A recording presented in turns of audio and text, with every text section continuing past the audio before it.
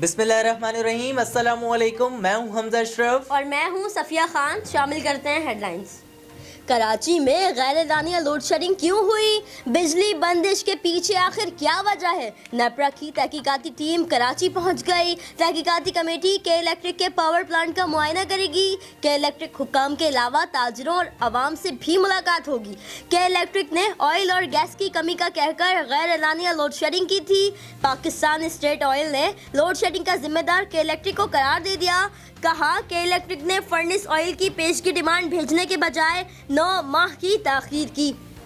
تحریک انصاف حکومت تاریخ کی کرپٹ ترین حکومت ہے۔ عمران خان کا وزیر اعظم رہنا معیشت کے لیے خطرناک ہے۔ پیپلز پارٹی کے چیئرمین بلاول بھٹو زرداری کی کراچی میں دھواں دھاڑ پریس کانفرنس کا۔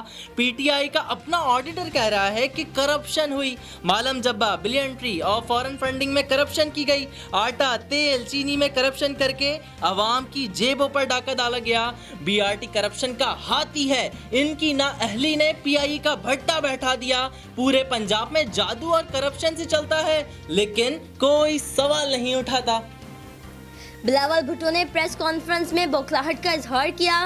آپ جب چاہیں جس ایشو پر چاہیں بات کریں، ہم تیار ہیں۔ مراد سعید کا جوابی وار، بولے پیپلز پارٹی کی کرپشن کی داستانیں زبانیں زدے عام ہیں۔ تھر میں بھوک سے بچے مر رہے ہیں۔ جو پیسہ غربت مٹانے کے لیے تھا اس میں بھی کرپشن ہوئی۔ سالگرہ، صدقے کے بکرے سب جعلی اکاؤنٹ سے ہوئے۔ بڑی عید پر پاکستان میں 700 مویشی منڈیاں لگائی جائیں گی۔ اوقات کار صبح 6 بجے سے شام 7 بجے تک ہوں گے۔ وفاقی وزیر اسد عمر کی زیر صدارت این سی او سی کے اجلاس میں اعلان۔ کہا مویشی منڈیوں میں کرونا وائرس کے بڑھنے کے خدشات ہیں، شہری احتیاط کریں۔ پاکستان سمیت دنیا بھر میں شہدائے کشمیر کا دن، آزادی کے پروانوں کو خراج عقیدت پیش کیا گیا۔ قومی اسمبلی میں کشمیریوں کے حق میں قرارداد منظور۔ وزیر اعظم آزاد کشمیر نے خبردار کر دیا، کہا مودی کا عزائم ٹھیک نہیں۔ مودی آزاد کشمیر پر فوج کشی کر سکتا ہے۔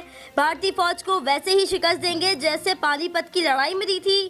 صدر مملکت عارف الوی، وزیر اعظم عمران خان اور پاک فوج کا کشمیریوں کو خراج عقیدت۔ کراچی میں بجلی آتی نہیں، بنی گالا میں بجلی جاتی نہیں۔ بلاول بھٹو زرداری نے ابراج گروپ کو بھی نشانے پر رکھ لیا۔ کہا ابراج گروپ عمران خان کا فرنٹ مین اور اے ٹی ایم ہے۔